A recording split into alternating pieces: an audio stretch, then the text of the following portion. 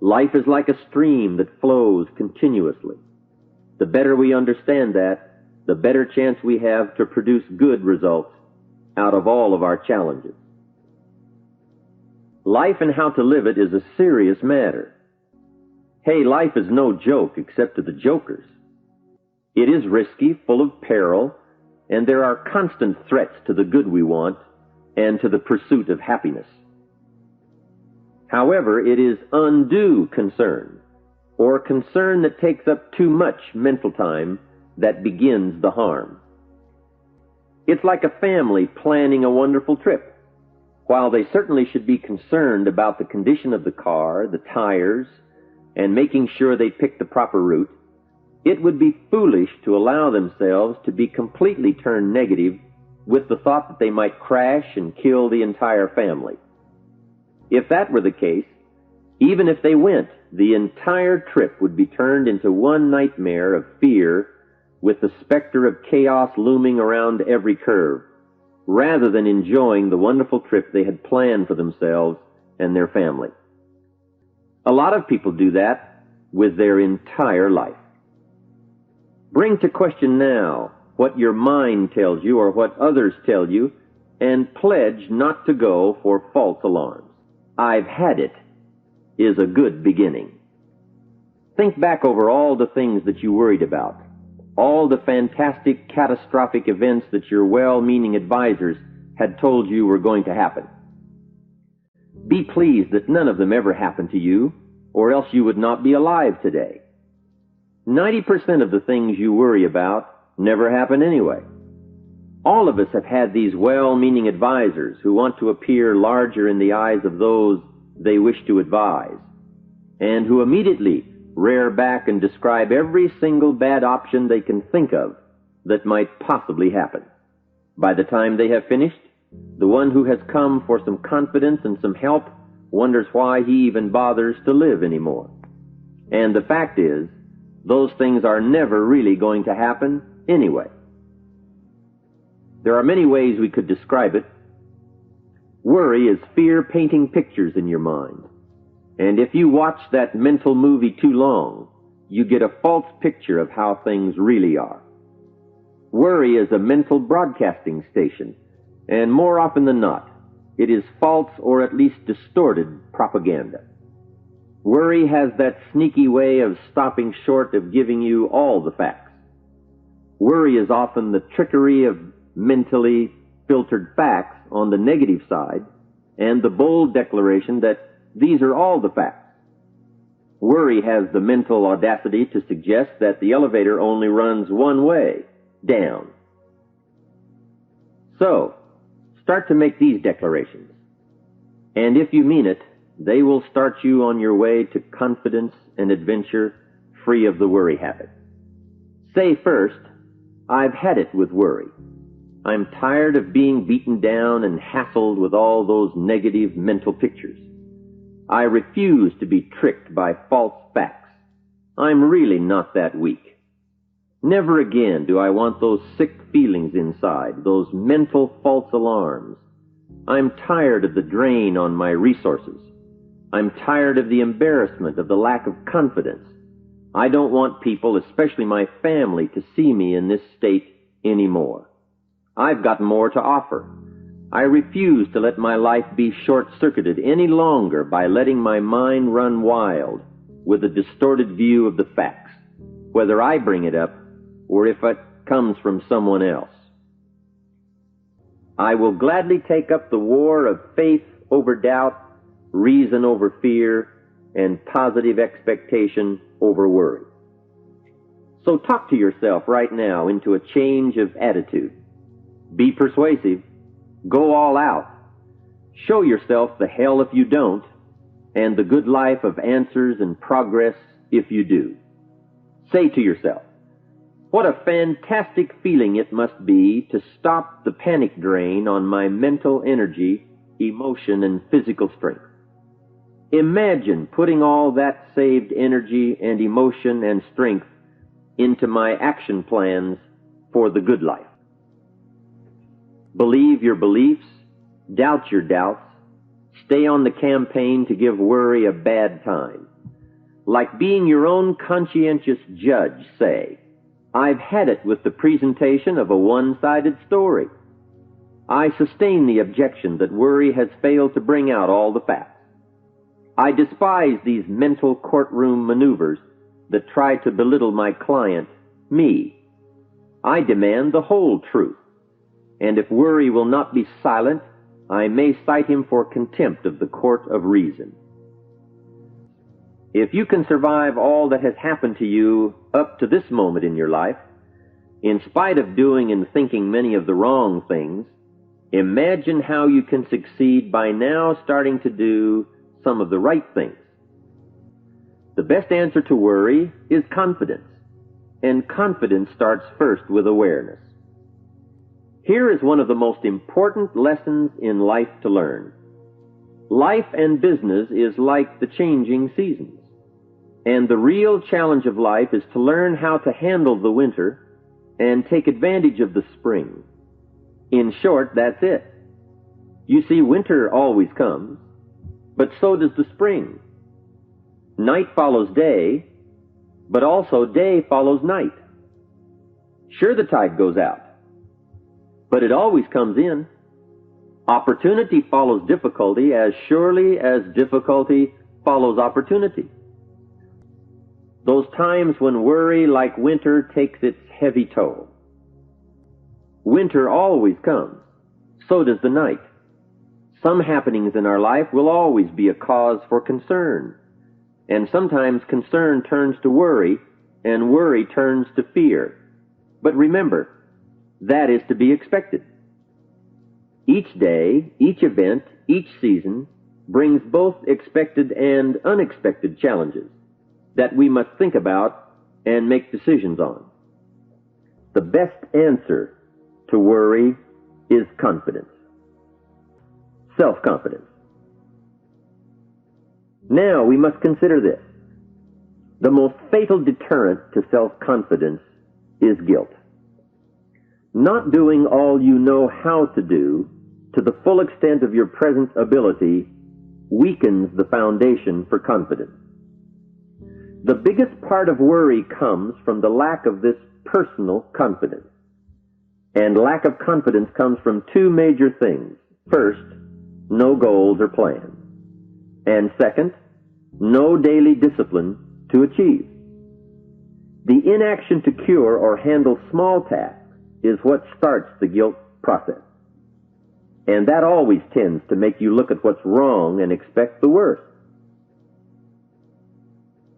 Don't be afraid to face the facts of life. It is not negative to understand that the winters always come. Don't be faked out. Don't clip the word impossible out of the dictionary. Sure, the Bible says all things are possible. Don't say, I don't want to hear the problem. I don't want to see the difficulty. Don't show me the weeds. Don't say anything negative. Only see the positive. That's foolish. There is a thin line between positive thinking and kidding yourself. So a good statement is, you can't be all positive. You can't be all confident. You can't be all faith. But confidence and faith and courage and inspiration can dominate worry and fear. Make sure you give yourself the best chance to get mental and emotional domination over all of your challenges. And here is one of the master keys to the good life. Developing the intelligence and accepting the challenge of putting all of your emotional experience into their rightful ratio. Beginning this progress can bring about the most dramatic changes. You see, disappointment is like winter. It always comes. It is foolish to say, don't be disappointed. But you must learn to discipline your disappointment. If it dominates 51% of your time, you're in trouble. Continued heavy disappointment is like 12 months of winter. And 12 months of winter leaves very little alive. Use the guidelines of seasons to adjust to all the meaningful things that happen to you. So concern, fear, and disappointment, like many human emotions, serve a useful purpose as long as they are kept in their rightful ratio. Left unattended, the weeds take over. Disappointment rules. Worry breaks loose. Fear gets the upper hand, and doubt moves in. But managed, worked, given human action with will and knowledge and purpose, and gardens overcome weeds. Faith overcomes doubt, and confidence pushes worry into a small place. Many times worry is a 5-alarm bell for a wastebasket fire, and worry is a depletion of constructive emotion. It's wasted mental energy. It's like letting the starter run the battery down when the car won't start. And worry is most often a lack of all the facts, a lack of full understanding, a lack of total information, and an unpreparedness of ability, knowledge, talent, courage, faith, and all the other virtues. It is possible to destroy any emotion you have, including worry and fear, by a very simple process, and that is, analyze it to death. Drag it out on the table and look at it. Weigh it against all of your past experiences. Make sure this one can stand against all the past facts you have. You will now start to use worry instead of letting worry use you. It's a beginning, being in control instead of out of control. You will now let concern and the first signs of worry prompt you to learn, ask questions, and look at all sides in order to evaluate true, positive, constructive action. Now you can say, I will let fear advise me of the facts, but I won't let fear tell me these are all the facts. Nor will I let fear determine my reaction to the facts. The second major key to mastering worry is to respond. Build up inside of you that heavy desire to be free, to get on with building your life and lifestyle. Too much is waiting to delay.